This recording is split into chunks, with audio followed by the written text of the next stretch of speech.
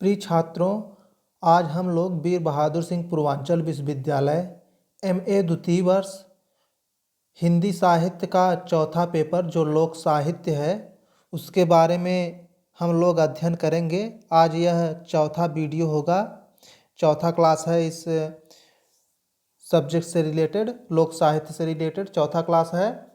और इसके पहले भी हम लोग हिंदी साहित्य के तीसरा पेपर जो हिंदी साहित्य का इतिहास होता है MA द्वितीय वर्ष वीर बहादुर सिंह पूर्वांचल विश्वविद्यालय के लिए हिंदी साहित्य का इतिहास पूरा पढ़ चुके हैं।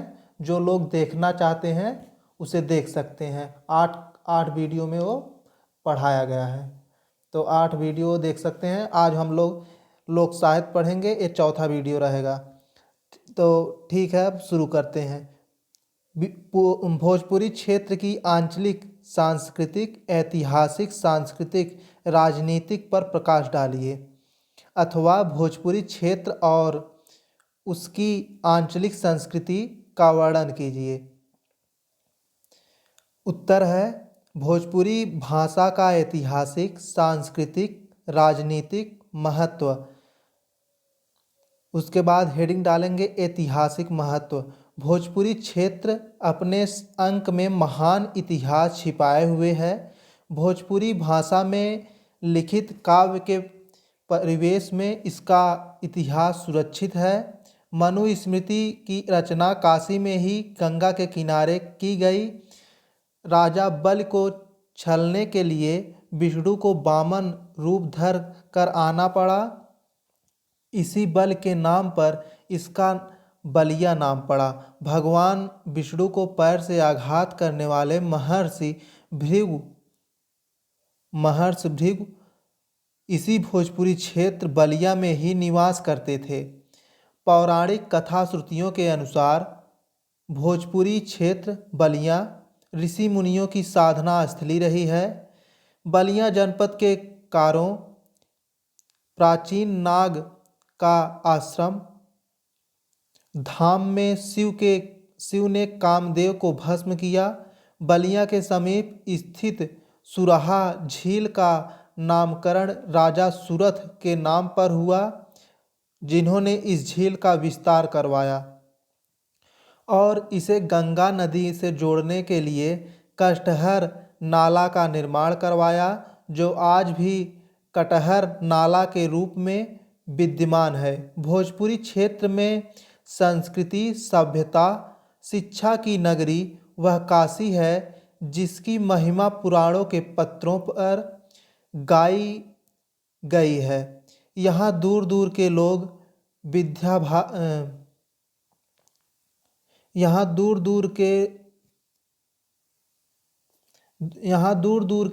विद्या अध्ययन के लिए आया करते थे।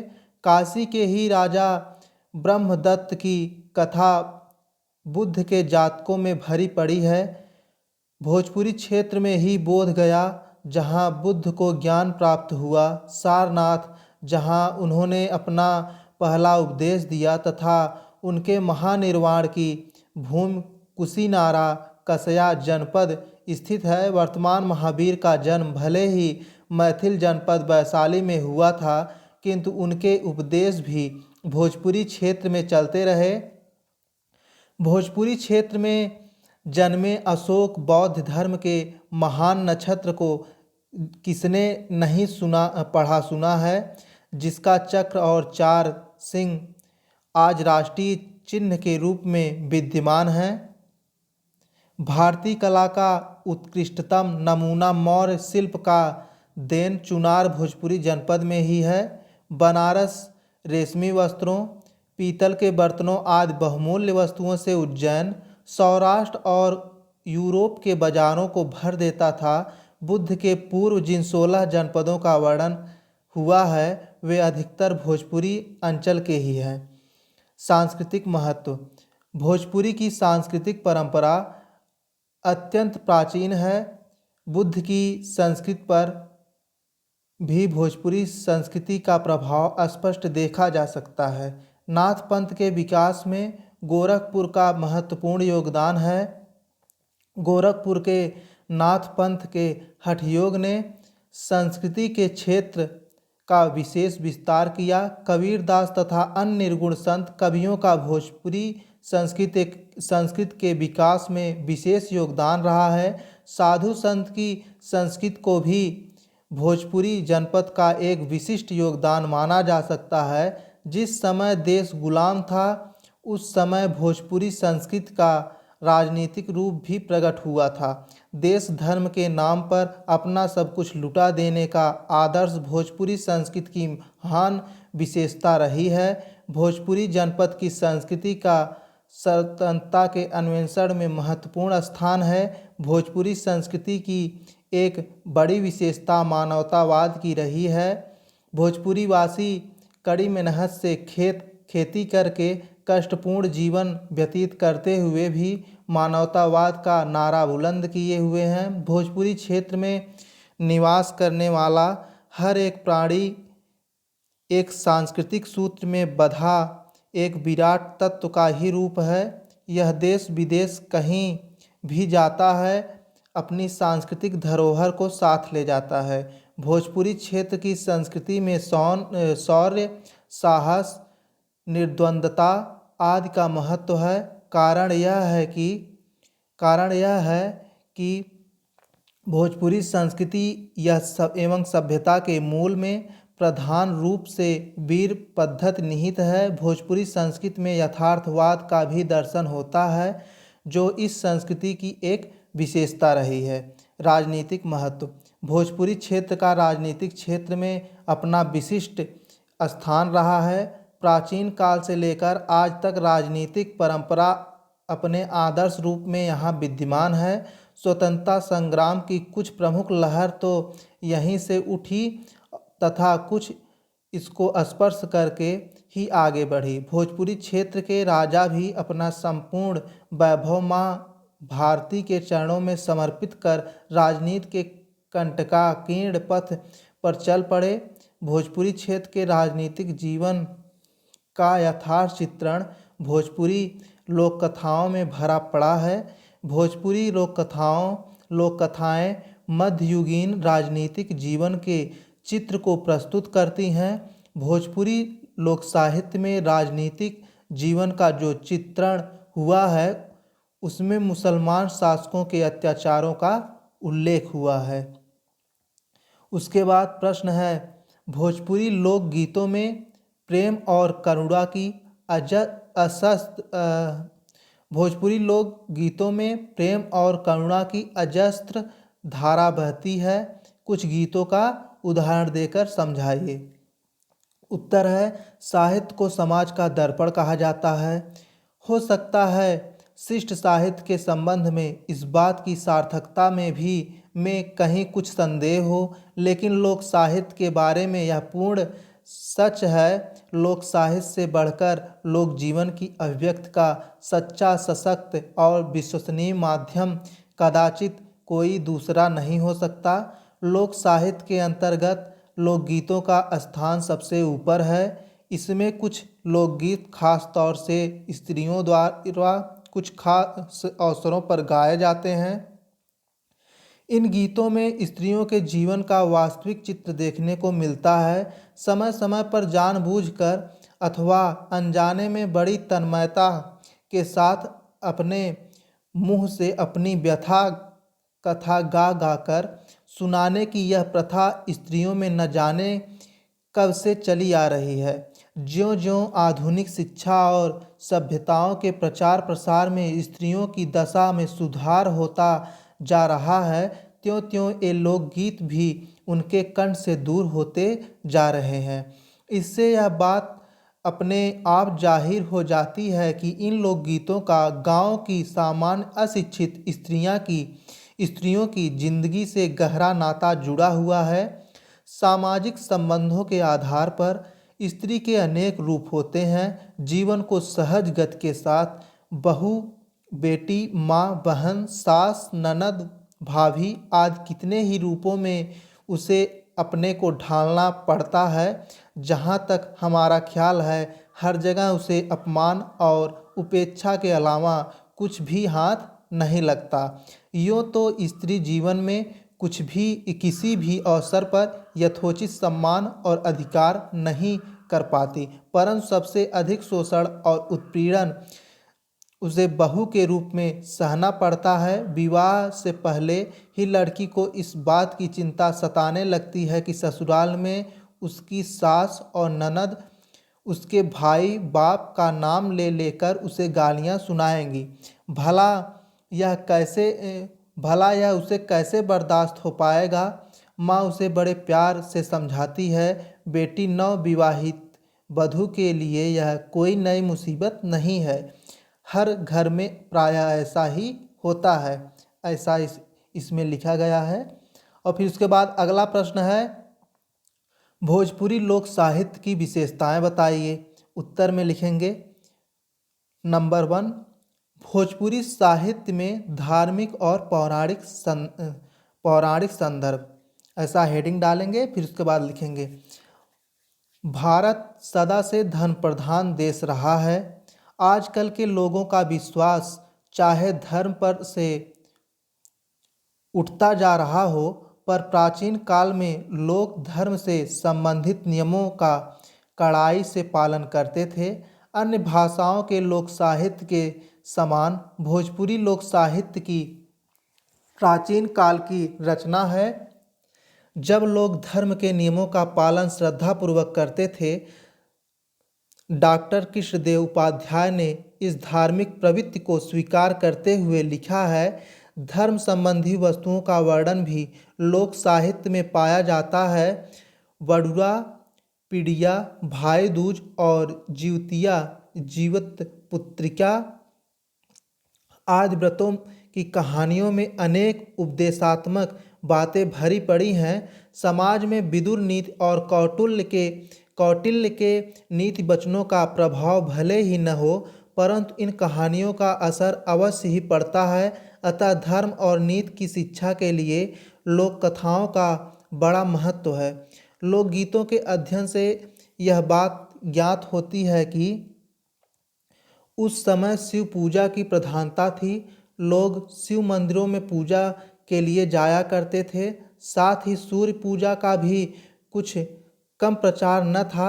षष्ठी माता का व्रत वास्तव में सूर्य का ही व्रत है। उस दिन सूर्य भगवान को चढ़ाने के लिए जो पकवान पकाया जाता है, उस पर सूर्य के रथ का चित्र उत्कीर्ण रहता है। एक गीत में कोई स्त्री उदय होने के लिए सूर्य भगवान से प्रार्थना करती है, जिससे अर्घ्य दिया जा सके। गंगा माता और तुलसी माता का उल्लेख इन गीतों में मिलता है। गंगा और तुलसी का स्थान हमारे धार्मिक जीवन में अत्यंत महत्वपूर्ण है। गंगा नहाना और तुलसी की पूजा करना ही आर्यों का प्रधान धार्मिक कृत्य है। उसके बाद नंबर 2 है, भोजपुरी साहित्य में नैतिक वर्णन, ऐसा हेडिंग डालेंगे। भोजपुरी लोक साहित्य में नैतिक स्थिति का जो वर्णन प्राप्त होता है, वह भी लोकोत्तर और दिव्य है। भोजपुरी लोक साहित्य में नारियों के सतीत्व का जो वर्णन प्राप्त होता है, वह प्रशंसनीय है। भारत की स्त्रियां सती धर्म का पालन करती हैं। स्त्री शिरोमणि भगवती देवी ने तालाब में डूबकर मुगलों से अपने सतीत्व की रक्षा की। इसका वर्णन भोजपुरी लोक साहित्य में पाया जाता है। इसी प्रकार चंदा देवी ने अपने सतीत्व को प्रमाणित करने के लिए अपना शरीर खौलते हुए तेल में डुबो दिया था। एक बार लोकगीत के अनुसार परदेश से धन कमाकर लौटते हुए पुरुष को कोई स्त्री मिली।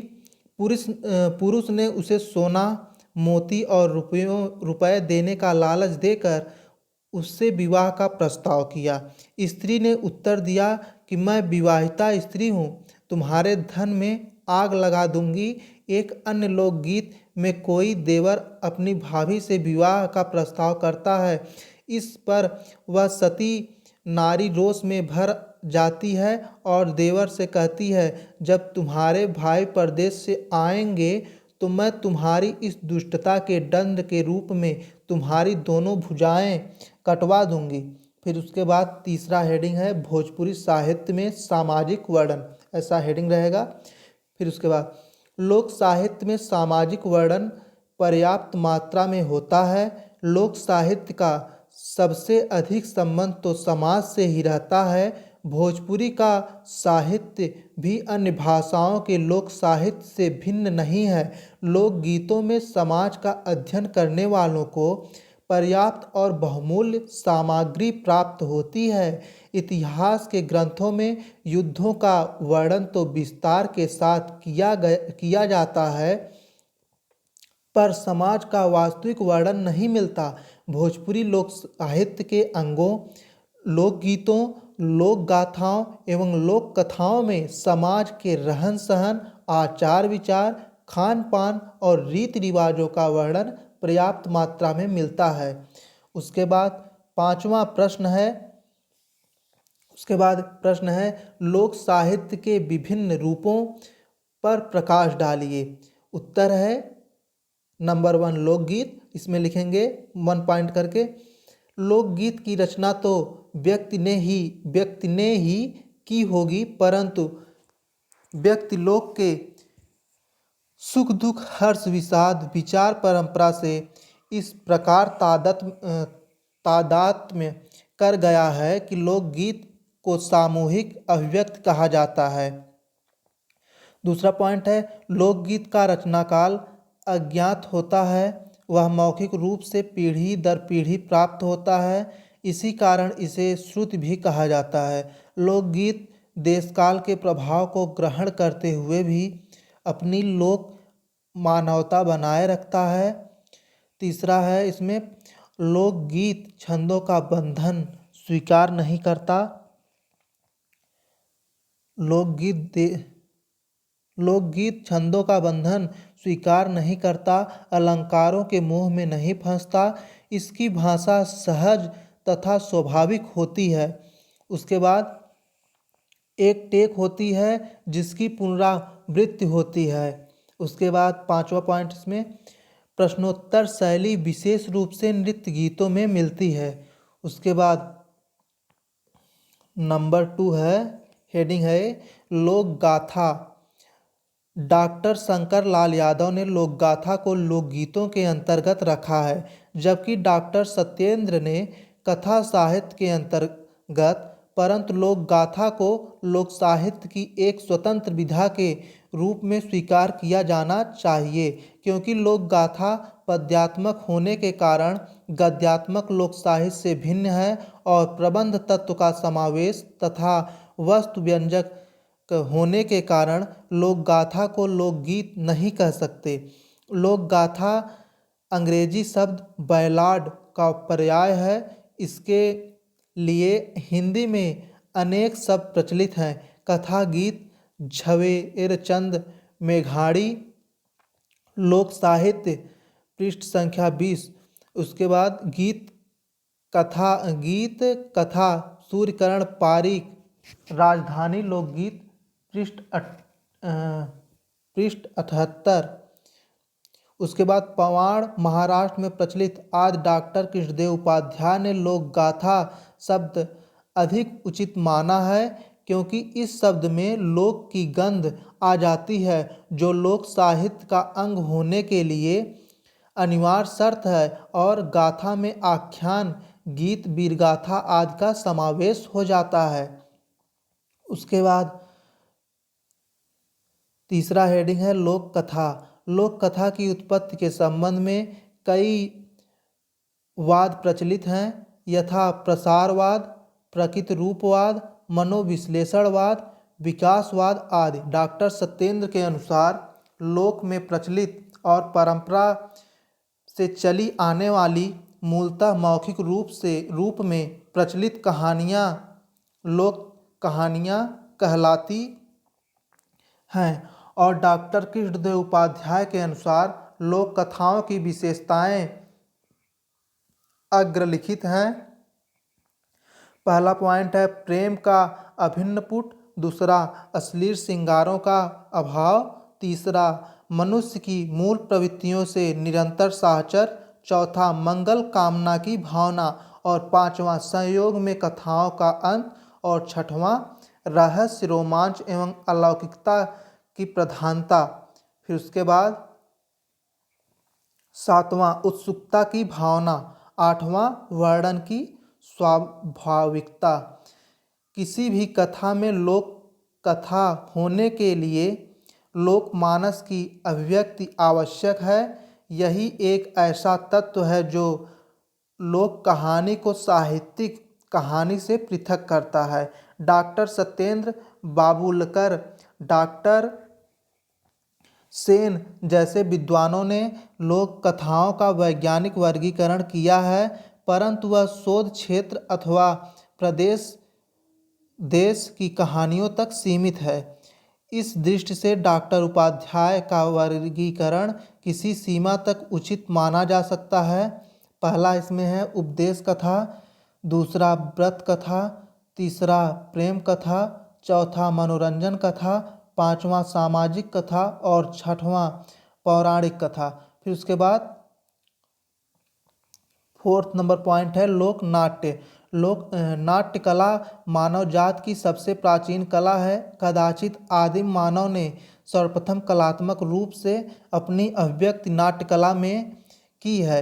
मनोरंजन का ज्यों ही अवसर मिला नहीं कि लोक बुद्धि अनुकरणात्मक प्रवृत्ति के मनोकूल साधन ढूंढ लेती है। लोक नाट्य का स्वरूप लोकधर्मी होता है। इनके लिए किसी प्रकार के रंगमंच की तैयारी नहीं करनी पड़ती है। इसमें नृत्य संगीत की प्रधानता रहती है। इस प्रकार लोकनाट्य नृत्य संगीत और अभिनय की त्रिवेणी का संगम है। बाह्यडंबर एवं नागरिक सुसंस्कृत चेष्टाओं से परे इनमें सहज ढंग से लोक भावों और प्रतिक्रियाओं की अभिव्यक्ति होती है। क्या लोकनाट्य लोक साहित्य के क्षेत्र में आता है? यह प्रश्न उठाते हुए डॉक्टर सत्येंद्र ने इसका स्वयं उत्तर देते हुए लिखा है, लोक रंगमंच का नाट्य संगीतात्मक होता है। गेयता की इसमें प्रधानता रहती है। इस गेयता का रूप शास्त्रीय नहीं होता।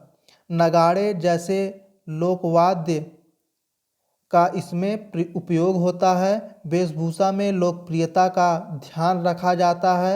नाट्य वस्तु के अभिप्राय और प्रयोग रूप लोककथा क्षेत्र से तथा लोकवार्ता क्षेत्र से लिए जाते हैं। फलतः लोक रंगमंच तथा लोकनाट्य को लोकवार्ता क्षेत्र का साहित्य मानना होगा।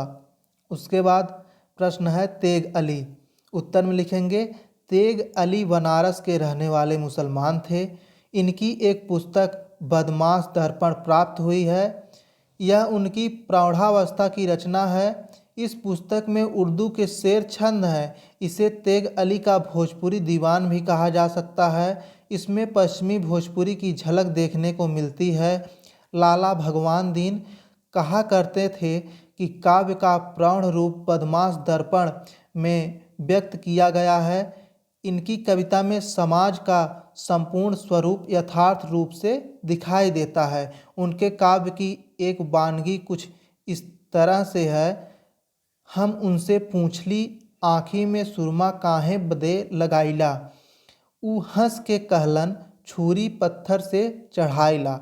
काशी, पराग, द्वारिका, मथुरा और वृंदावन धावल करले तेग कन्हैया तोरे बदे। फिर उसके बाद प्रश्न है, लोक साहित्य की परिभाषा देखते हुए उसकी प्रमुख विशेषताओं पर प्रकाश डालिए। उत्तर है, लोक साहित्य की परिभाषा। लोक साहित्य की निम्नलिखित परिभाषाएं हैं। आचार्य हजारी प्रसाद द्विवेदी के शब्दों में, ऐसा मान लिया जाता है कि जो चीज़ें लोकचित्त में सीधे उत्पन्न होकर सर्वसाधारण को आंदोलित, चालित और प्रभावित करती हैं, वे ही लोक साहित्य, लोक शिल्प, लोकनाट्य, लोक कथानक आदि नामों से पुकारी जा सकती हैं। उसके बाद डॉक्टर सत्येंद्र के अनुसार लोक साहित्य के अंतर्गत वह समस्त बोली या भाषागत अभिव्यक्ति आती हैं जिसमें आदिम मानव मानस के अवशेष उपलब्ध हों, व परंपरागत मौलिक क्रम से उपलब्ध बोली या भाषागत अभिव्यक्ति हो जिसे किसी की कृत न कहा जा सके, जिसे श्रुति ही माना जाता हो और लोकमानस की प्रवृत्ति में समाई हुई हो। स वह कृतित्व हो किंतु वह लोकमानस के सामान्य तत्वों से ऐसे युक्त हो कि उसके किसी व्यक्तित्व के साथ संबद्ध रहते हुए भी लोग उसे अपने ही व्यक्तित्व की कृत स्वीकार करें। डॉक्टर धीरेन्द्र वर्मा के मतानुसार वास्तव में लोक साहित्य वह मौखिक अभिव्यक्ति है जो भले ही किसी व्यक्ति ने गढ़ी हो पर आज जिसे सामान्य लोक समूह अपना मानता है। लोक साहित्य की विशेषताएं। लोक साहित्य की परिभाषाओं के आधार पर उसकी निम्नलिखित विशेषताओं का उल्लेख किया जा सकता है। पहला है रचनाकार ज्ञात नहीं होता। लोक साहित्य का रचनाकार ज्ञात नहीं होता।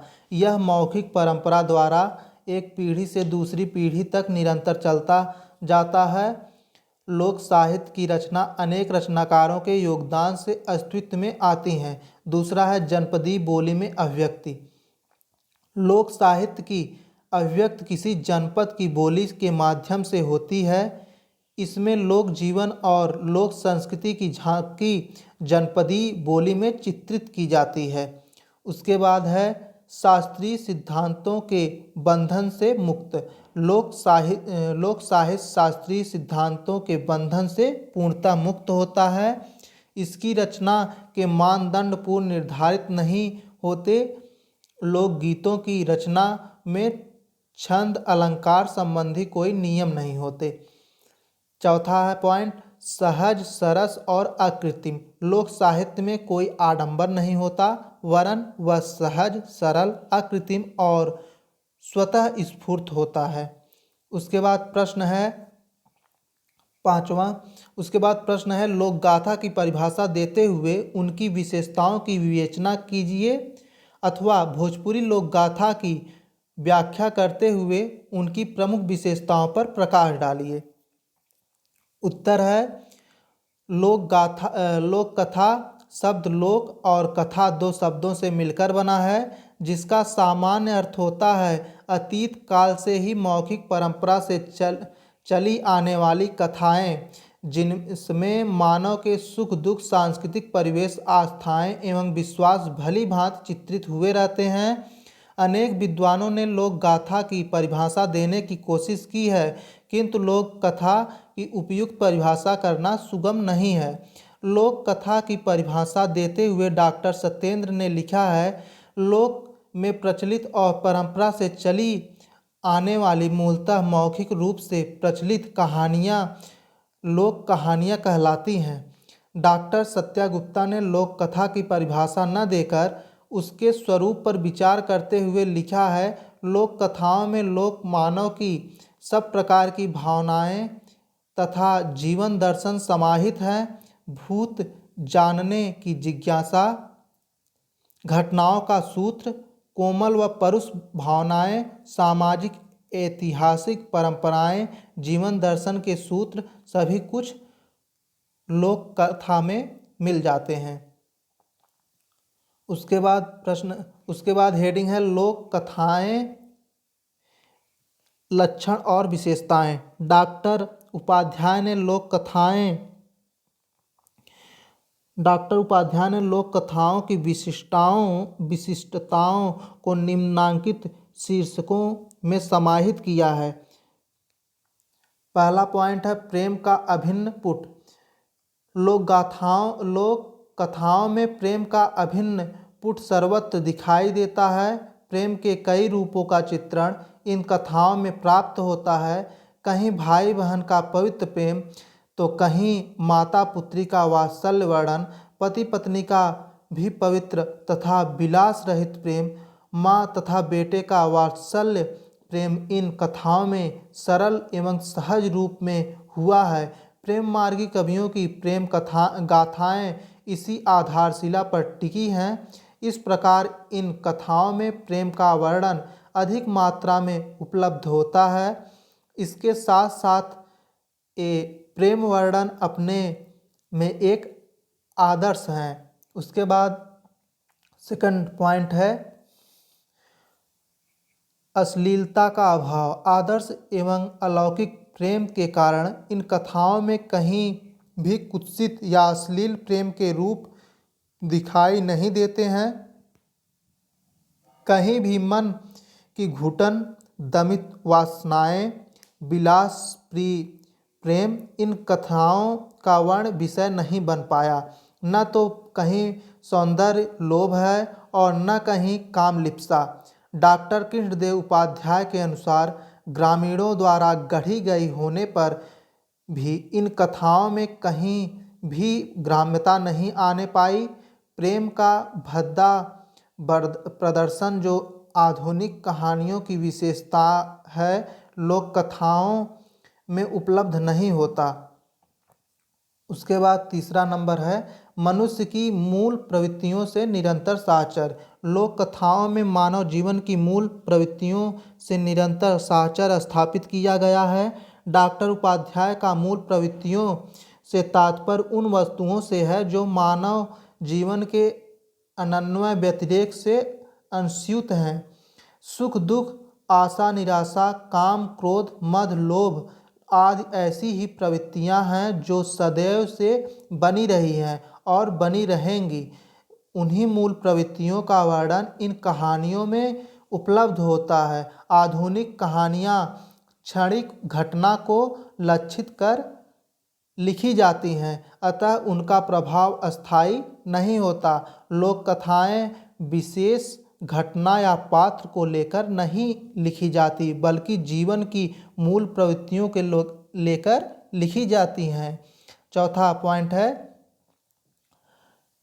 मंगल कामना की भावना।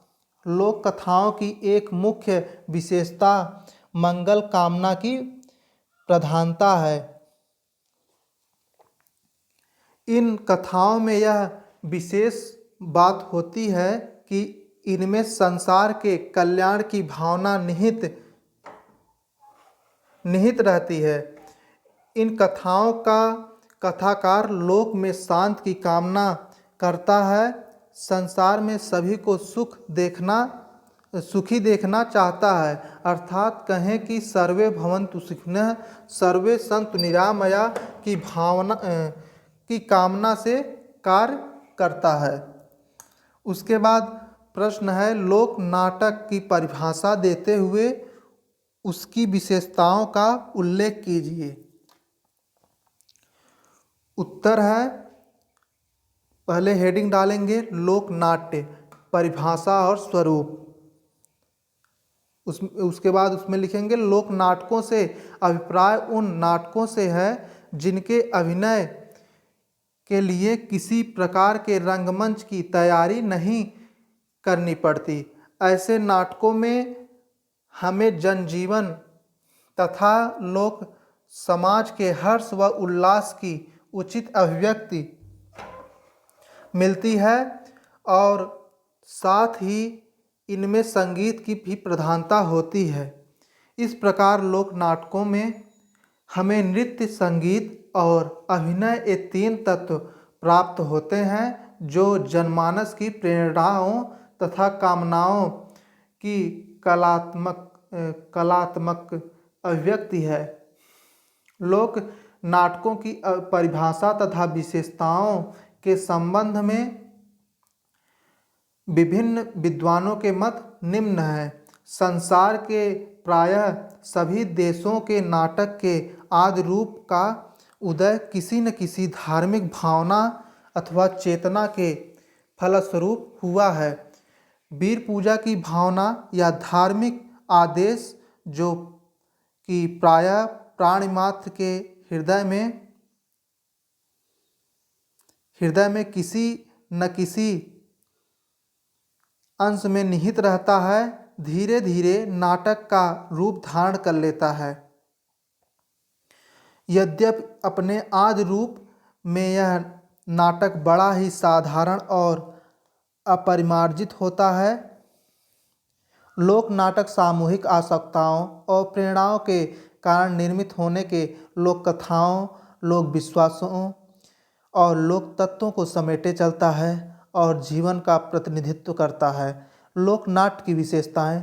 लोकनाट्य की विशेषता उसके लोकधर्मी स्वरूप में निहित है। लोकनाट्यों का लोक जीवन में इतना घनिष्ठ संबंध है कि लोक के प्रत्येक उत्सव, त्यौहार, मांगलिक अवसर एवं कार्यों के समय इनके अभिनय के बिना कार्यों तथा उत्सवों को संपन्न नहीं माना जाता। लोक नाटकों की विशेषताएं निम्न हैं। पहला, कथानक। लोक नाटकों में विकृत कथानक ही अभिनीत किया जाता है। लोक नाटकों का कथानक पौराणिक, ऐतिहासिक तथा सामाजिक होता है। लोक नाट्यकार कथानक के किसी प्रकार के बंधन को स्वीकार नहीं करता। वह आवश्यकता पड़ने पर लोक कथा तथा कल्पना से भी काम लेता है। लोक नाट्यों में कथानक के दो रूप मिलते हैं। पहले वे जो मुख्य कथा के साथ रात देर तक चलते हैं। ऐसे कथानकों में घुमाव नहीं आता, परंतु छोटे छोटे प्रसंगों के द्वारा उनमें विस्तार होता जाता है। दूसरे वे हैं जिन्हें लघु प्रहसन कहा जाता है। इनमें लोकपरक अनुभूति और मनोरंजक का स्वरूप देखने को मिलता है। लोक नाट्यों का कथा प्रवाह शिथिल होता है। मध्य में लोक भावना के अनुरूप द्रुत गति अवश्य हो जाती है। कथा का शिल्प कौशल उतना परिष्कृत नहीं होता जितना शास्त्रीय नाटकों का। ऐतिहासिक एवं पौराणिक कथानकों से जनता पूर्ण परिचित रहती है। अतः लोकनाट्य के दर्शन कथानक के चमत्कारपूर्ण अंश या घटनाओं के कुतूहलपूर्ण उद्घाटन की अपेक्षा नहीं करते। उनका उद्देश्य रसानुभूति द्वारा दृष्टि प्राप्त करना होता है, न कि मनोरंजन। उसके बाद दूसरा पॉइंट है पात्र। लोकनाट्य के पात्र अपनी स्थानीय विशेषताओं से संयुक्त होते हैं। ये पात्र एक विशिष्ट प्रकार के होते हैं जो समूह विशेष के प्रतिनिधि बनकर आते हैं। प्रायः अधिकांश पात्र समाजगत प्रवृत्तियों का चालक होता है। खूसट बुढ़ा, सौत, ढोंगी, साधु,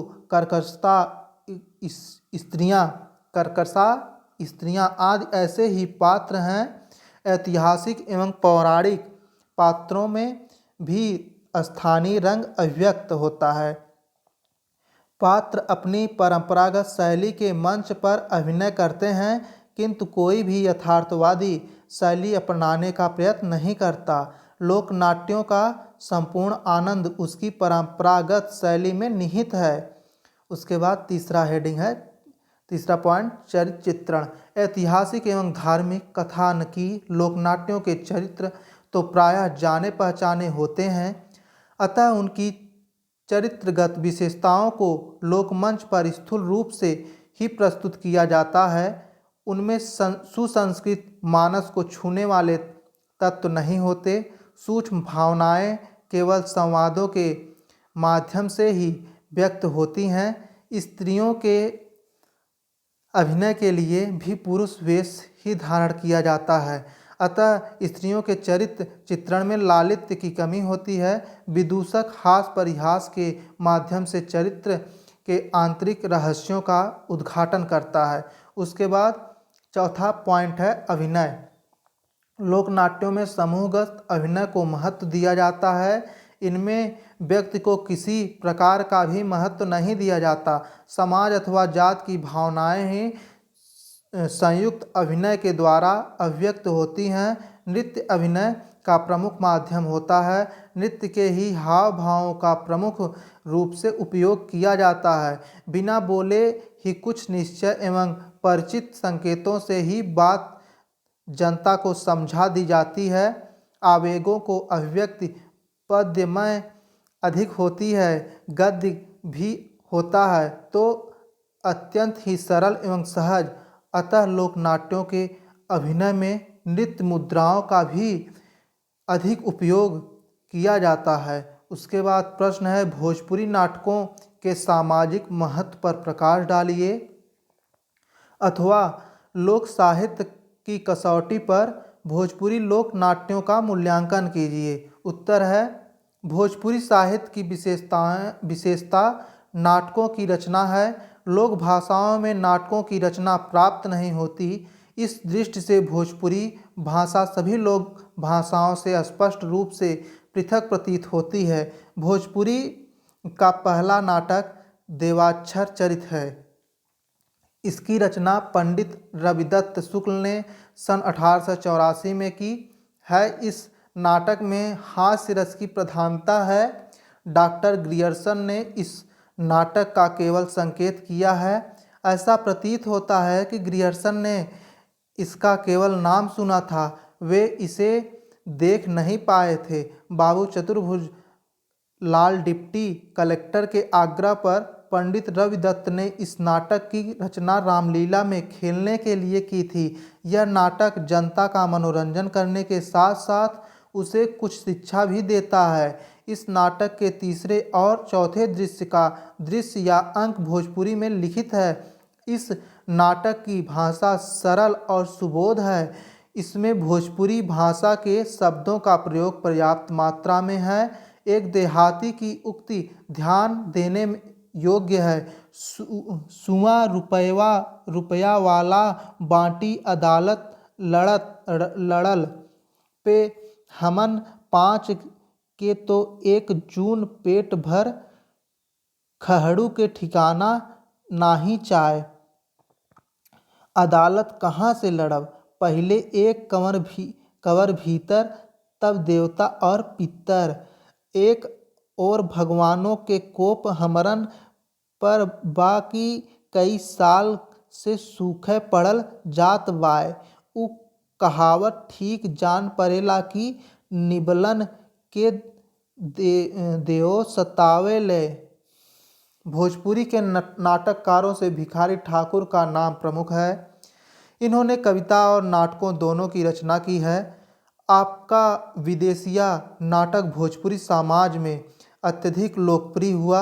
राहुल सांस्कृत्यायन की मातृभाषा भोजपुरी थी। बातचीत में आप भोजपुरी के शब्दों का प्रयोग करना गौरव की बात समझते थे। आपने भोजपुरी में 8 नाटकों की रचना की है। पहला नैकी दुनिया, दूसरा कुनमुन नेता, तीसरा मेहरारून के दुर्दशा, चौथा जौंक, पांचवा ई हमार लड़ाई, छठवां देश रक्षक, सातवां जपनिया राक्षस, आठवां जर्मनवा के हार निहचय। उसके बाद प्रश्न है लोकोक्ति और मुहावरों के अंतर को स्पष्ट कीजिए। उत्तर लोकोक्ति और मुहावरों में अंतर। लोकोक्तियाँ और मुहावरों का अध्ययन करने पर निम्नलिखित अंतर स्पष्ट देखा जा सकता है। पहला, मुहावरा एक वाक्य खंड या वाक्यांश होता है, जबकि लोकोक्ति अपने आप में संपूर्ण स्वतंत्र सूत्र वाक्य होती है। कोई भी मुहावरा जब तक किसी वाक्य में स्थान नहीं पाता उसका कोई महत्व नहीं होता है, जबकि कहावतों में ऐसा नहीं होता। उसके बाद तीसरा पॉइंट है अधिकांश मुहावरों के अंत में ना प्रत्यय होता है। यह मुहावरा की सबसे बड़ी पहचान होती है। जैसे आग से खेलना, तलवार की धार पर चलना, गुस्सा पीना, आँख में धूल झोंकना, सिर पर चढ़ना आदि। जबकि लोकोक्तियों में ऐसा नहीं होता है। चौथा पॉइंट है अधिकतर लोकोक्तियों का प्रयोग अप्रस्तुत व्यंजना या अन्योक्त के लिए होता है, जबकि मुहावरों का प्रयोग लाक्षणिक होता है। पांचवा, लोकोक्ति गद्य पद्य दोनों में होती है, जबकि मुहावरा गद्य में ही होता है। छठवां, लोकोक्तियाँ अनेक देश की भाषाओं में मौलिक भाव लिए हुए रहती हैं, मुहावरों के लिए यह आवश्यक नहीं है। सातवां, मुहावरों का आकार लघु होता है, जबकि लोकोक्तियाँ बड़ी होती हैं। आठवां, वाक्य प्रयोग के समय मुहावरों के शब्दों में अंतर होने से कोई विशेष फर्क नहीं पड़ता। कहावतों में किसी प्रकार का शाब्दिक परिवर्तन या तोड़ मरोड़ नहीं किया जा सकता है। उसके बाद प्रश्न है, अभिजात साहित्य और लोक साहित्य में अंतर स्पष्ट कीजिए। उत्तर है, लोक साहित्य और शिष्ट साहित्य का वैषम्य। लोक साहित्य के विभिन्न अंगों, लोकगीतों, लोक कथाओं, लोक गाथाओं आदि को लेखबद्ध करने के पश्चात उनमें सौंदर्य और चमत्कार भले ही आ जाए, परंतु स्वाभाविक सौंदर्य और उन्मुक्त प्रवृत्ति नहीं रह जाती जिसमें वे जन्मे, पनपे और विकसित हुए। फ्रैंक सिजविक की यह उक्ति अक्षरशः सत्य है कि लोक साहित्य का लिपिबद्ध होना ही उसकी मृत्यु है। अस्तु मौखिक प्रवृत्ति ने ही लोक साहित्य को व्यापकता और अनेक रूपता प्रदान की। इसके विपरीत नागर या शिष्ट साहित्य श्रुति परंपरा पर आधारित नहीं होता। लेखबद्धता ही इसकी सर्वप्रमुख विशेषता है।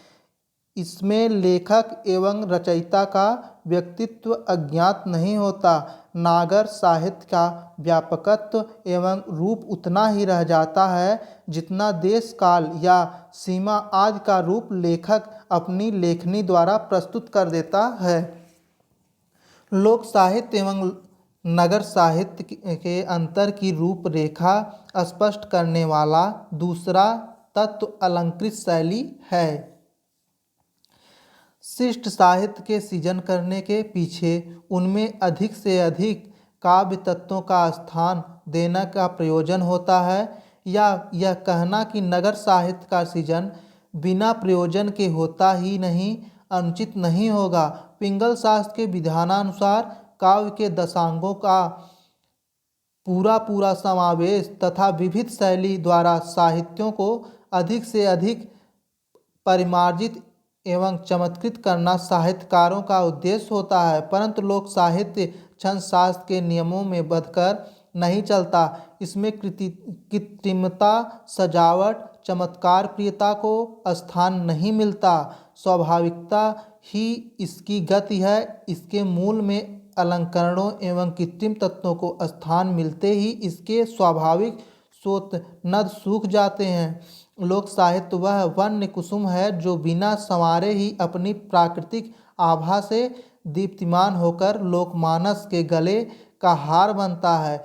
लोक साहित्य अपनी नैसर्गिक लालिमा के साथ मानव के प्रभास से ही प्रस्फुटित होकर जीवन की दोपहरी को अतिरंजित करता हुआ शाम तक अबाध गति से उसे आलोडित विलोडित करता रहता है।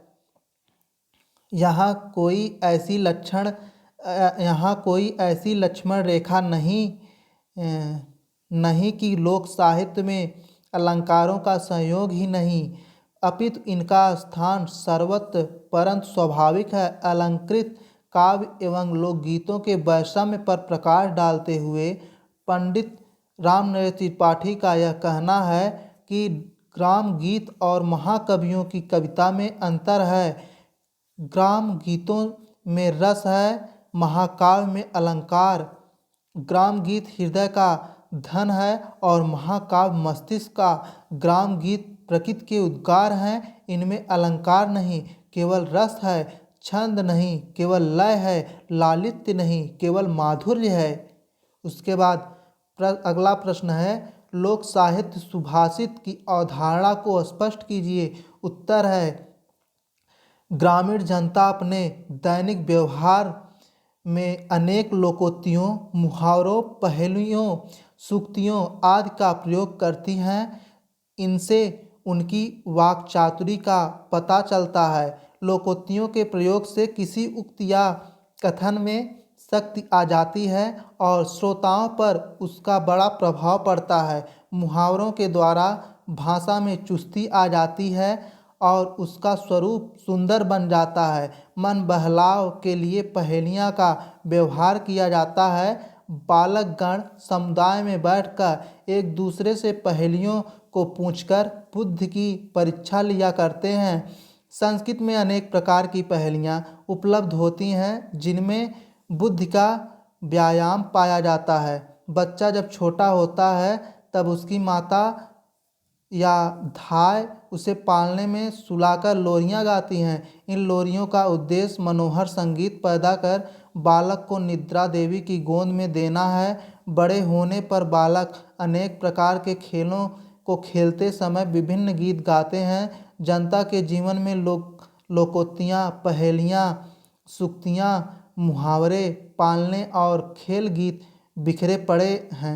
डॉक्टर कृष्णदेव उपाध्याय के अनुसार इस साहित्य की विधा को लोक सुभाषित के नाम से अभिहित किया गया है। उसके बाद प्रश्न है, भोजपुरी के क्षेत्र विस्तार पर प्रकाश डालिए। उत्तर है, भोजपुरी का क्षेत्र विस्तार। भोजपुरी भाषा लगभग 50,000 वर्ग मील में फैली हुई है।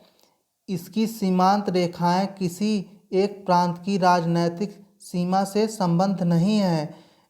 भोजपुरी के प्रथम केंद्र उत्तर प्रदेश के पूर्वी जिले और बिहार प्रांत के पश्चिमी जिले हैं, परंतु इन जिलों के अतिरिक्त भी यह अन्य स्थानों में बोली जाती है। गंगा नदी से उत्तर इसकी सीमा मुजफ्फरपुर जिले के पश्चिमी भाग की मैथिली है।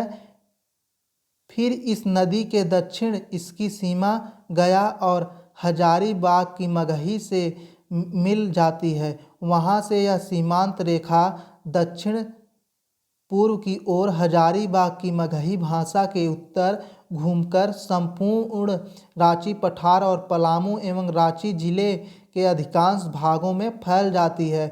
दक्षिण की ओर यह सिंहभूम की उड़िया और भूतपूर्व गंगपुर स्टेट की स्थानीय भाषा से परिसीमित होती है। यहाँ से भोजपुरी की सीमा भूतपूर्व जयपुर रियासत के मध्य से होकर रांची पठार के सरहद के साथ साथ दक्षिण की ओर जाती है, जिससे सरगुजा और पश्चिमी जयपुर की छत्तीसगढ़ी भाषा से इसका विभेद होता है। पलामू के पश्चिमी प्रदेश से गुजरने के बाद भोजपुरी भाषा की सीमा उत्तर प्रदेश के मिर्ज़ापुर जिले के दक्षिण भाग में फैलकर गंगा तक पहुंचती है। यहाँ यह गंगा के बहाव के साथ साथ पूर्व की ओर घूमती है और बनारस के निकट पहुंचकर गंगा पार कर जाती है। इस प्रकार मिर्ज़ापुर जिले के गांगेय प्रदेश में केवल अल्प भाग में ही इसका प्रसार है। मिर्ज़ापुर के दक्षिण में छत्तीसगढ़ से इसकी भेंट होती है, परंतु उस जिले के पश्चिमी भाग के साथ साथ उत्तर की ओर घूमने पर इसकी सीमा पश्चिम में पहले बघेलखंड की बघेली और फिर अवध की अवधि से जा लगती है।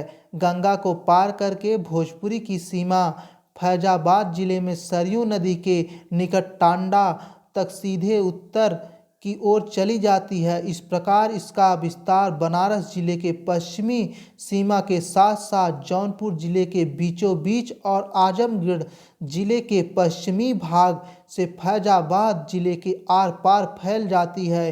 टांडा तहसील में इसका विस्तार सरयू नदी के साथ साथ पश्चिम की ओर घूमता है और तब उत्तर की ओर हिमालय के नीचे की श्रेणियों तक बस्ती जिले को अपने में शामिल कर लेता है। इस विस्तृत भूभाग के अतिरिक्त भोजपुरी घारू नामक जंगली जातियों द्वारा जो गोंडा और बहराइच के जिलों में बसती है, मातृभाषा के रूप में व्यवहृत की जाती है। उसके बाद प्रश्न है, लोक शब्द का अर्थ स्पष्ट करते हुए लोक साहित्य को समझाइए। उत्तर है, लोक वास्तव में लोक शब्द अंग्रेजी भाषा के शब्द फोक शब्द का हिंदी रूपांतरण है। अंग्रेजी के फोक शब्द का प्रयोग अशिक्षित, अर्धशिक्षित, असभ्य, अर्धसभ्य वर्ग के लिए किया जाता है। अतः जो विद्वान व्यक्ति लोक शब्द का प्रयोग सरल ग्रामीणों के लिए करते हैं, वे सामान्य दृष्टिकोण से लोक शब्द तथा ग्रामीणों दोनों के प्रति अन्याय करते हैं। आचार्य हजारी प्रसाद द्विवेदी के शब्दों में लोक शब्द का अर्थ जनपद या ग्राम में नहीं है, बल्कि नगरों और ग्रामों में फैली हुई वह समूची जनता है जिसके व्यवहारिक ज्ञान का आधार पोथियां नहीं है। ये लोग नगर में परिष्कृत, रुचि संपन्न तथा सुसंस्कृत समझे जाने वाले लोगों की अपेक्षा अधिक सरल और अकृत्रिम जीवन के अभ्यस्त होते हैं और परिष्कृत रुचि वाले लोगों की समूची विलासिता और सुकुमारता को जीवित रखने के लिए जो भी वस्तुएं आवश्यक होती हैं उनको उत्पन्न करते हैं। निष्कर्ष यह है कि विस्तार की दृष्टि से आधुनिक युग संदर्भों में लोक शब्द का सही अर्थ जन सामान्य या जनसाधारण या जनता से है, जो चाहे ग्राम जीवन में जीते हों या नगरीय संस्कृति में पलते हों। उसके बाद प्रश्न है, लोक वार्ता के प्रमुख लक्षण क्या है? लिखिए। उत्तर, लोक वार्ता के प्रमुख लक्षणों की विवेचना निम्न प्रकार की जा सकती है। पहला, लोक वार्ता के अंतर्गत परंपराएं, विश्वास, प्रथाएं आज सबके अवशेष सम्मिलित हैं। दूसरा, लोक वार्ता की समस्त सामग्री प्रायः अलिखित और मौखिक होती है। लोक वार्ता का संप्रेषण परंपरा द्वारा होता है। चौथा, लोक वार्ता का रचयिता कोई व्यक्ति विशेष नहीं होता, यद्यपि वह रचना किसी व्यक्ति की ही होती है तथापि उसके साथ व्यक्ति विशेष का नाम नहीं जुड़ा होता है। वह रचना किसी जन समूह की अथवा क्षेत्र विशेष की सामग्री के रूप में प्रस्तुत होती रहती है। पांचवा है, लोक वार्ता में आदिम जातियों, ग्रामों तथा नगरों में निवास करने वाले सामान्य जन समुदाय की सांस्कृतिक विशेषताएं विद्यमान रहती हैं। ये विशेषताएं लोक संस्कृति के संपूर्ण धरातल की परिचायक होती हैं। चूँकि इनके अंतर्गत प्राचीन रूढ़ियों के साथ जीवन अभिव्यक्तियों व उनकी प्रवहमान प्रक्रियाएं भी उपस्थित रहती हैं। इस कारण यह एक गतिशील शास्त्र है। उसके बाद प्रश्न है, होली अथवा फाल्गुन मास के उत्सव होली का विवेचन कीजिए। उत्तर, होली हिंदुओं का एक प्रमुख त्यौहार है। इस त्यौहार के मनाने के पीछे पौराणिक कथा है। जिस आदर्श और निष्ठा को बनाए रखने के लिए यह त्यौहार मनाया जाता है, वह आदर्श और उद्देश्य आज इस त्यौहार में नहीं है। परंतु इतना तो सत्य है ही कि बसंत ऋतु के आगमन के साथ साथ होली का रंग लोगों पर चढ़ने लगता है। बसंत पंचमी के अवसर से ही होली पर गाए जाने वाले गीत लोक गायकों के कंठ से फूट निकलते हैं। यह फाल्गुन मास की पूर्णिमा तिथि को मनाया जाता है। ब्रज की होली जगत में प्रसिद्ध है। होली के अवसर पर कबीर गाने का प्रचलन है, जिसमें गालियाँ भरी रहती हैं। भोजपुरी क्षेत्र में यह कहा जाता है कि फागुन में ससुर भी देवर लगता है, अर्थात उसे भी कबीर गाने का अधिकार है। होली त्यौहार भाईचारे का त्यौहार है। इस पर्व पर लोग आपसी वैर भाव भुलाकर आपस में गले मिलते हैं। उसके बाद प्रश्न है, दो भोजपुरी फिल्म। उत्तर, उत्तर प्रदेश में इलाहाबाद से लेकर संपूर्ण बिहार प्रदेश में भोजपुरी फिल्में बेहद लोकप्रिय हैं। भोजपुरी भाषा में अनेक फिल्में निर्मित हुई, जैसे नदिया के पार, गंगा किनारे मोरा गांव आदि चर्चित फिल्में हैं। भोजपुरी फिल्मों की प्रमुख विशेषता यह है कि ये ग्रामीण पृष्ठभूमि पर बनाई जाती हैं। भोजपुरी गीतों में लय की अधिकता होने के कारण एक कर्णप्रिय होते हैं। नदियाँ के पार और गंगा किनारे मोरा गांव, ये दोनों फिल्में पारिवारिक एवं सामाजिक पृष्ठभूमि से जुड़ी हुई है।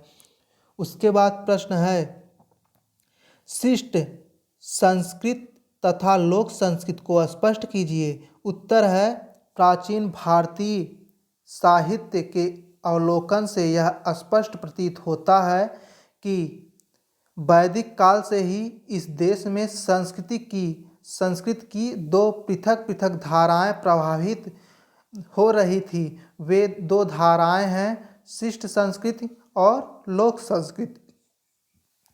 शिष्ट संस्कृत से हमारा तात्पर्य उस अभिजात वर्ग की संस्कृति से है जो बौद्धिक विकास के उच्चतम शिखर पर पहुंचा हुआ है, जो अपनी प्रतिभा के कारण समाज का अग्रणी और पथ प्रदर्शक था तथा जिसकी संस्कृति का स्रोत वेद या शास्त्र था। यहाँ लोक संस्कृत से अभिप्राय जनसाधारण की उस संस्कृति से है जो अपनी प्रेरणा लोक से प्राप्त करती थी, जिसकी उच्च भूमि जनता थी और बौद्धिक विकास के निम्न धरातल पर उपस्थित थी। यदि ऋग्वेद तथा अथर्ववेद का सूक्ष्म दृष्टि से अध्ययन किया जाए तो यह पार्थक्य स्पष्ट हो जाता है। लोक संस्कृत के विषय में आचार्य बलदेव उपाध्याय के विचार इस प्रकार हैं। लोक संस्कृति शिष्ट संस्कृति की सहायक होती है। किसी देश के धार्मिक विश्वासों, अनुष्ठानों तथा क्रियाकलापों के पूर्ण परिचय के लिए दोनों संस्कृतियों में परस्पर सहयोग अपेक्षित रहता है। इस दृष्टि से अथर्ववेद ऋग्वेद का पूरक है। ये दोनों संहिताएं दो विभिन्न संस्कृतियों के स्वरूप की परिचायक हैं। अथर्ववेद लोक संस्कृत का परिचायक है तो ऋग्वेद शिष्ट संस्कृत का। अथर्ववेद के विचारों का धरातल सामान्य जनजीवन है तो ऋग्वेद का विशिष्ट जनजीवन है। ऋग्वेद में यज्ञ यागादिक का विधान पाया जाता है तो अथर्ववेद में अंधविश्वास, टोना टोटका, जादू, मंत्र आदि का। इस प्रकार ऋग्वेद शिष्ट तथा संस्कृत जन के विचारों की झांकी प्रस्तुत करता है तो अथर्ववेद में लोक संस्कृत का चित्रण उपलब्ध होता है। उसके बाद प्रश्न है, हिंदी साहित्य के विकास में लोक साहित्य के योगदान को स्पष्ट कीजिए। उत्तर है, हिंदी साहित्य पर लोक साहित्य का प्रभाव आदिकाल से ही देखा जा सकता है। आदिकाल भाषा की दृष्टि से हिंदी साहित्य का संक्रमण काल था, क्योंकि उस समय के साहित्य पर अपभ्रंश और प्राकृतिक भाषा का प्रभाव था। उस समय कविता का लोकप्रिय छंद दोहा या दूहो था। यह छंद वज्रयानी और सिद्ध कवियों का प्रिय छंद था। चूँकि हिंदी साहित्य पर उस समय सिद्धों और नाथों का ही प्रभाव था और दोहा छंद ही सर्वाधिक लोकप्रिय था, इसलिए यह स्पष्ट है कि उस समय की जो लोक भाषा थी वही उस समय की साहित्यिक भाषा भी थी। इसका मतलब उस समय लोक साहित्य का ही प्रचलन था। इसलिए एक प्रभाव तो यह भी माना जाएगा, अमीर खुसरो की पहेलियों या विद्यापति के गीत सभी उस समय की श्रेष्ठ साहित्यिक कृतियाँ थीं। इसलिए लोक साहित्य होते हुए भी ये साहित्य समाज के लिए काफ़ी मूल्यवान थे। कबीर के निर्गुण गीत भी लोक भाषा पर ही आधारित थे। सूर और तुलसी जैसे महान कवियों की श्रेष्ठ रचनाएं लोक भाषा में थी, लेकिन उस समय क्या आज भी सैकड़ों वर्षों के बाद विश्व साहित्य में इनको अन्यतम स्थान प्राप्त है। खड़ी बोली के विकास से पूर्व तो हमारा संपूर्ण साहित्य भंडार लोक भाषा के साहित्य से ही भरा हुआ था।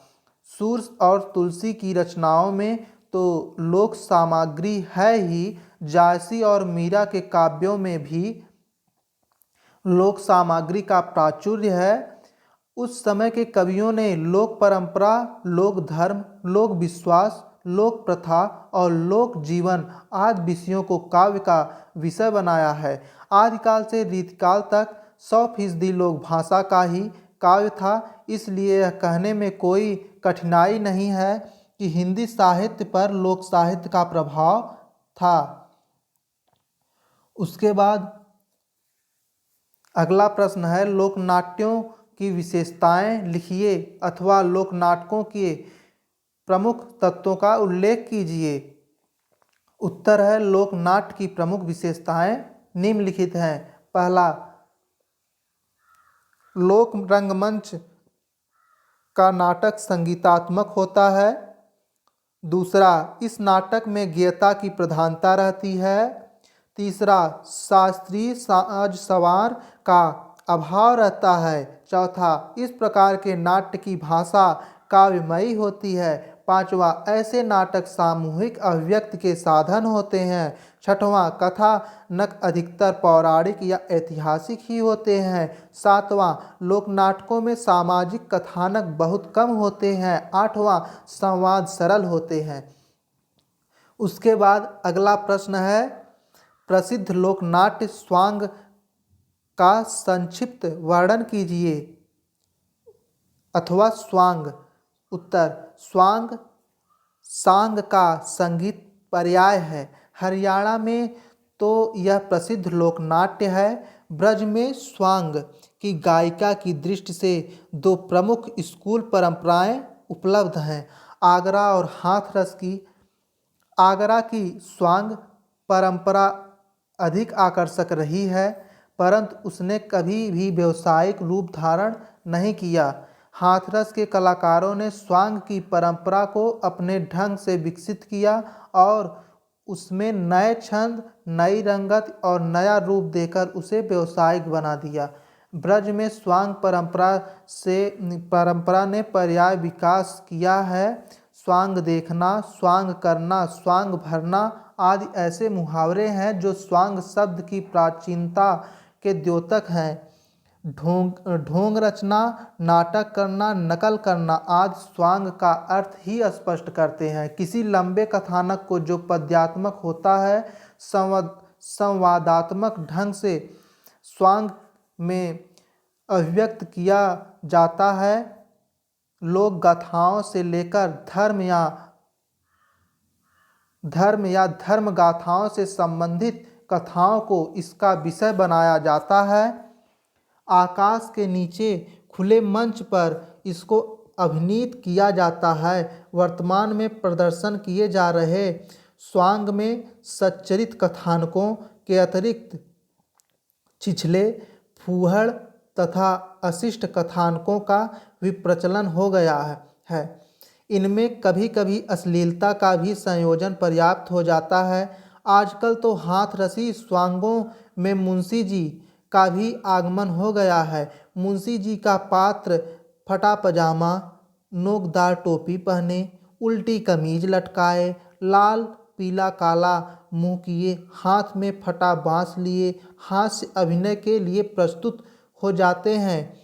मुंशी जी इन स्वांगों में अब मुख्य पात्र बन गया है। वह किसी अन्य अभिनेता या अभिनेत्री से हास्य की फुलझड़ी छोड़ते हुए दर्शकों को हंसाता है।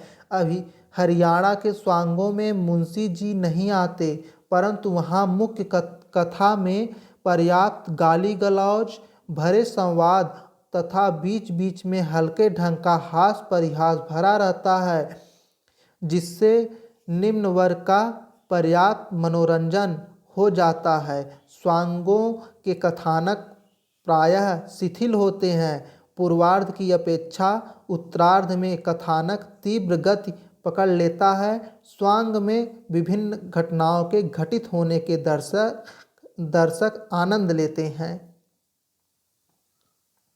उसके बाद प्रश्न है, लोक गाथा क्या है? लोक गाथा को परिभाषित कीजिए। उत्तर, लोक गाथा की परिभाषा विभिन्न विद्वानों ने अपने अपने ढंग से की है, किंतु उनमें कुछ सामान्य तत्व भिन्न शब्दावलियों में स्पष्ट परिलक्षित होते हैं। इन सामान्य तत्वों के निर्धारण के लिए यहाँ प्रमुख विद्वानों की परिभाषाओं का विवेचन अपेक्षित है। प्रोकिटरेज के अनुसार बैलेड अथवा लोकगाथा ऐसा गीत है जो किसी कथा को कहता है अथवा अन्य दृष्टिकोण से विचार करने पर लोकगाथा वह कथा है जो गीतों में कही गई हो। इस मत में लोकगाथा के दो तत्वों गीत और कथा या दो लक्षणों गीतात्मकता और कथात्मकता का स्पष्ट निर्देश है। सिज्विक ने लोकगाथा को वह सरल वर्णनात्मक गीत माना है जो लोकमात्र की संपत्ति होती है और जिसका प्रसार मौखिक रूप से होता है। हैजलिट ने लोकगाथा का बैलेड को परिभाषित करते हुए गीतात्मक कथानक कहा है।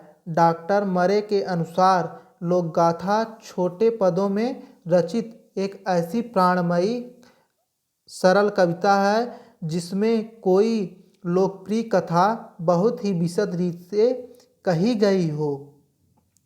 उसके बाद प्रश्न है, भोजपुरी लोक गाथाओं के एकत्रीकरण हेतु किए गए प्रयासों की संक्षेप में विवेचना कीजिए।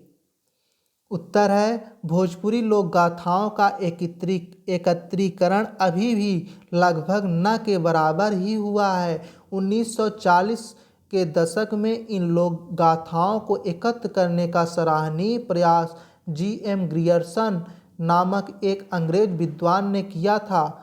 उन्होंने अपने ग्रंथ इंडियन एंटीक्वेरी भाग 1 में आल्हा के विवाह गीत का भोजपुरी रूप अंग्रेजी अनुवाद के साथ प्रकाशित करवाया। इस तरह से ZDMG में select specimen of Bihar language first में शोभनायका बंजारा की गाथा भी उन्होंने उद्धृत की है। गोपीचंद की गाथा के मगही एवं भोजपुरी रूप को JASB की प्रति में तथा विजय मल की गाथा को JASB की दूसरी प्रति में उन्होंने पूर्ण रूप से प्रकाशित करवाया है। एक विदेशी होते हुए भी लोक गाथाओं में संकलन एवं प्रकाशन का यह कार्य ग्रियर्सन द्वारा किया जाना एक सराहनीय कार्य है, परंतु इसके पश्चात भोजपुरी लोक गाथाओं का एकत्रीकरण नहीं हुआ है। भोजपुरी लोकगीतों के एकत्रीकरण का कार्य अवश्य ही हुआ है। लोकगीतों के एकत्रीकरण की दिशा में रामनरेश त्रिपाठी, डॉक्टर कृष्णदेव उपाध्याय, चंचरीक तथा दुर्गा शंकर सिंह आदि द्वारा सराहनीय प्रयास किया गया है, परंतु लोक गाथाओं का एकत्रीकरण वैज्ञानिक दृष्टिकोण से नहीं किया जा सका है। यद्यपि उनकी तरफ विद्वानों का ध्यान अवश्य गया है। यद्यपि सभी लोक गाथाओं के प्रकाशित रूप कलकत्ता और बनारस से प्राप्त होते हैं, परंतु इन प्रकाशनों को प्रमाणिक नहीं माना जा सकता, क्योंकि इनमें कथानक को भी जगह जगह पर परिवर्तित कर दिया गया है। अतः इनके द्वारा प्रकाशित पुस्तक से हम लोक गाथाओं के वास्तविक महत्व को नहीं समझ सकते। इन प्रकाशित लोक गाथाओं की एक अप्रासंगिक बात यह है कि इन लोक गाथाओं तथा तथाकथित रचयिता के व्यक्तित्व की छाप है, परंतु ये प्रकाशन सर्वथा अनुपयोगी है। ऐसी बात नहीं है और इन प्रकाशनों से कुछ लाभ हमें अवश्य ही मिलता है। प्रकाशित होने के कारण ये उत्तर भारत के प्रायः सभी बाजारों एवं मेलों में विक्रय के लिए रखे जाते हैं, जिससे अन्य लोगों को भोजपुरी से परिचय प्राप्त करने का अवसर मिलता है। अतः इनके जरिए इन लोक गाथाओं का अन्य प्रदेशों में भी व्यापक प्रचार हो जाता है, परंतु फिर भी जब तक इन लोक गाथाओं को स्वयं सुना और एकत्र न किया जाए तब तक ये वैज्ञानिक अध्ययन की दृष्टि से उपयोगी नहीं है। तो आज यहीं पर विराम देते हैं, उसके बाद हम लोग अगले क्लास में अध्ययन करेंगे। धन्यवाद।